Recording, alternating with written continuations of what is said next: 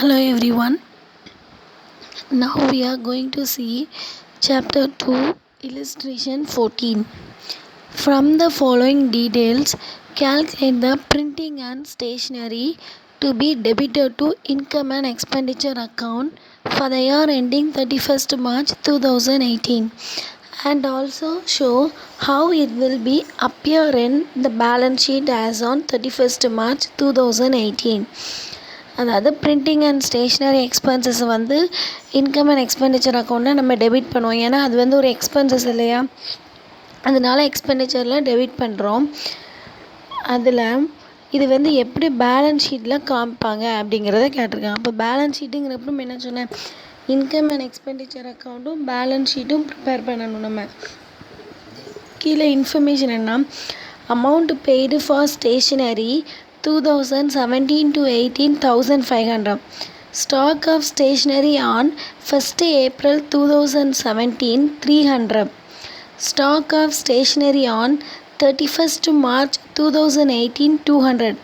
அப்போ இந்த சம்மில் stock of stationery on 1st April 2017ங்கிறது என்னது, ஓப்பனிங் ஸ்டாக்.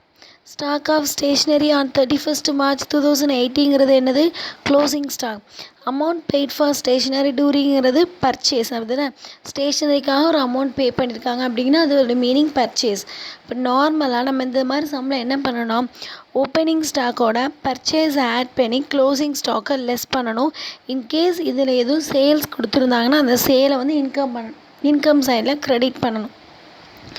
ஏன் அப்படின்னா opening stock 300 add purchase less closing stock 200 1600. Sale பண்ணுறம்போது அது நமக்கு இன்கம் உள்ள அமௌண்ட் வருது, கேஷ் உள்ளே வரதுனால அதை இன்கம் சைடில் பை சேல்னு சொல்லி சேலோட வேல்யூ எழுதுவோம். இதில் அது இல்லாதனால ஓப்பனிங் ஸ்டாக்கோட பர்ச்சேஸ் ஆட் பண்ணி க்ளோசிங் ஸ்டாக்கை லெஸ் பண்ணியிருக்கோம். இப்போ பேலன்ஸ் ஷீட்டில் எதை மட்டும் தான் காட்டுவோம், க்ளோசிங் ஸ்டாக், அந்த ஸ்டாக் ஆஃப் ஸ்டேஷ்னரி 200 மட்டும் தான் என்ன செய்வோம், பேலன்ஸ் ஷீட்டில் காட்டுவோம். Okay, next treatment of income and expenses pertaining to specific funds. அதாவது ஒரு ஸ்பெசிஃபிக் ஃபண்டை இன்கமாக எக்ஸ்பென்சஸாக எப்படி அதை வந்து ட்ரீட் பண்ணுவோம் அப்படிங்கிறத இதில் பார்க்க போகிறோம். அந்த ஸ்பெசிஃபிக்கான ஒரு ஃபண்ட் வந்து எதில் காட்டுவாங்கன்னா லைபிலிட்டி சைடில் தான் காட்டுவாங்க. அந்த ஃபண்டை வந்து வேறு எதுலையா இன்வெஸ்ட் பண்ணாங்க, அந்த ஃபண்டு வந்து இப்போ வந்திருக்கு, ஒரு ஃபண்டு வந்திருக்குன்னா ஃபண்டு வந்து லைபிலிட்டி சைடில் காட்டுவாங்க. அந்த ஃபண்டை வேறு எதில் இன்வெஸ்ட் பண்ணியிருந்தாங்கன்னா அந்த இன்வெஸ்ட்மெண்ட்டை அசட் சைடில் பேலன்ஸ் ஷீட்டில் காட்டுவாங்க. Income and expenses relating to the specific fund account should be recorded in income and should not be recorded in income. So அந்த ஃபண்டுக்கு ஆகக்கூடிய எக்ஸ்பென்சஸையோ இன்கமும் என்ன பண்ண மாட்டோமா, இன்கம் அண்ட் எக்ஸ்பெண்டிச்சர் ரெக்கார்ட் பண்ண மாட்டோம். அது போக அதுக்கு வரக்கூடிய இன்கம்மை அந்த ஸ்பெசிஃபிக் ஃபண்டோட லைபிலிட்டி சைடில் அந்த ஃபண்டோட அமௌண்ட் கொடுத்துருப்போம் இல்லையா, அந்த ஃபண்டோட அதுக்கு வரக்கூடிய இன்கம்மை ஆட் பண்ணுவோம், அதுக்கு ஆகக்கூடிய செலவுகளை சப்ராக்ட் பண்ணுவாங்க. Okay ma'am, if interest is accrued on specific fund investment for the current year, then it should be added along with the fund account on liability side. ஒரு வேளை அந்த ஃபண்டு இன்வெஸ்ட் பண்ணியிருக்கோம் இல்லையா, அதுக்கு எதுவும் இன்ட்ரெஸ்ட் வந்துருந்துச்சுன்னா அதையும் என்ன பண்ணுவோமா, லைபிலிட்டி சைடில் அந்த ஃபண்ட் அமௌண்ட்டோட தான் ஆட் பண்ணுவோம்.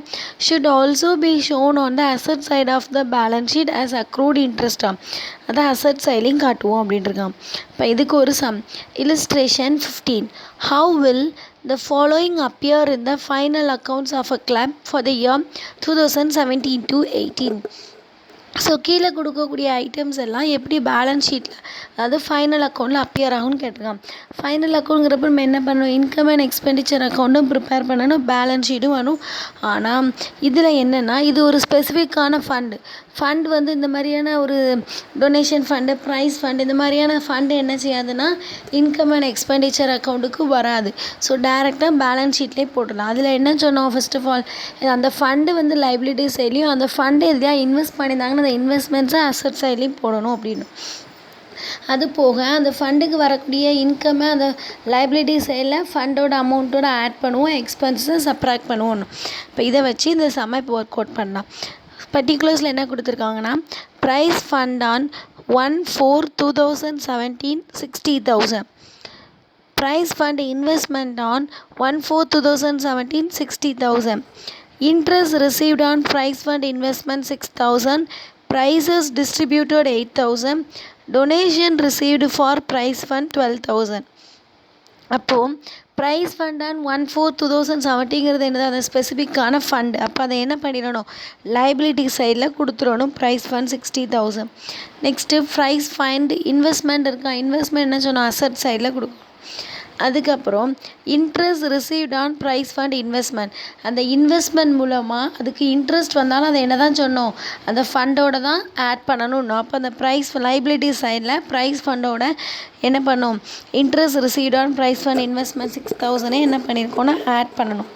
Next donation received for prize fund, அதுக்காக என்ன பண்ணிக்காங்க, ஒரு டொனேஷன் ரிசீவ் பண்ணிக்காங்க. அப்போ அது இன்கம் என்ன பண்ண சொன்னோம், ஆட் பண்ணணும்.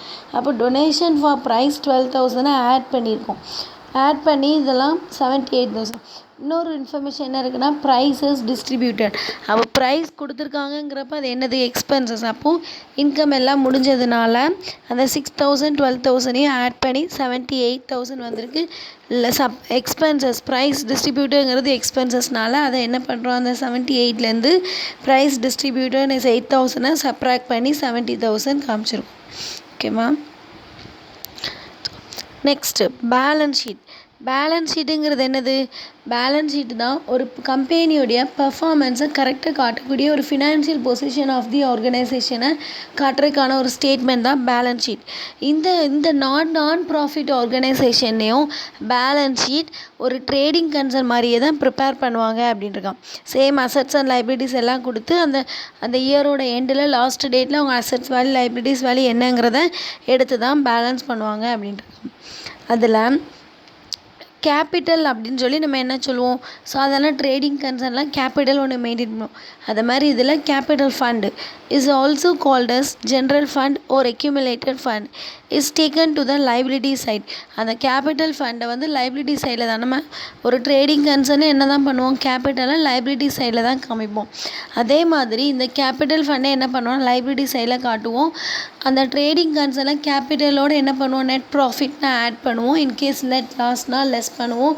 ட்ராயிங்ஸை வந்து லெஸ் பண்ணுவோம். அதே மாதிரி இதில் என்ன பண்ணோம், அந்த கேபிட்டல் ஃபண்டோட இன்கம் அண்ட் எக்ஸ்பெண்டிச்சர் அக்கௌண்ட் தானே ப்ராஃபிட் அண்ட் லாஸ் அக்கௌண்ட் மாதிரி. அப்போது அந்த இன்கம் அண்ட் எக்ஸ்பெண்டிச்சர் அக்கௌண்ட்டில் சர்ப்ளஸ் வந்துருந்துச்சுன்னா இந்த கேபிட்டல் ஃபண்டோட அந்த சர்ப்ளஸை ஆட் பண்ணணும். இன்கேஸ் டெஃபிசிட் வந்துருந்துச்சுன்னா அந்த கேபிட்டல் ஃபண்ட்லேருந்து டெஃபிசிட்டை சப்ராக்ட் பண்ணணும். ஓகேவா. இதான் பேலன்ஸ் ஷீட்டில் பண்ண வேண்டிய மெயின் திங். அப்போது கேபிட்டல் ஃபண்டுக்கு நம்ம நார்மலாக சாப்டர் 1 என்ன பார்த்தோம், கேபிட்டல் ஃபைண்ட் அவுட் பண்ணுறதுக்கு அசட்ஸுக்கும் லைபிலிட்டிஸ்க்கும் உள்ள டிஃப்ரென்ஸ் தான் கேபிட்டல்னாமா.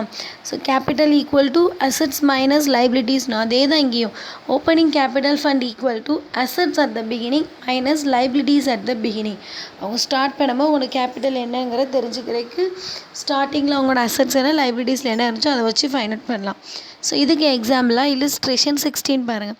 Compute capital fund of Karur social club as on 31/3/2018. Capital என்ன ஆகுன்னு கண்டுபிடிக்க சொல்லியிருக்கான். பர்டிகுலர்ஸ் ஆஸ் ஆன், அப்போ அன்னைக்குள்ளே கேபிட்டல் அமௌண்ட் வேணும், அன்னைக்குள்ளே இன்ஃபர்மேஷன் வேணும் இல்லையா. Particulars as on 31/3/2018.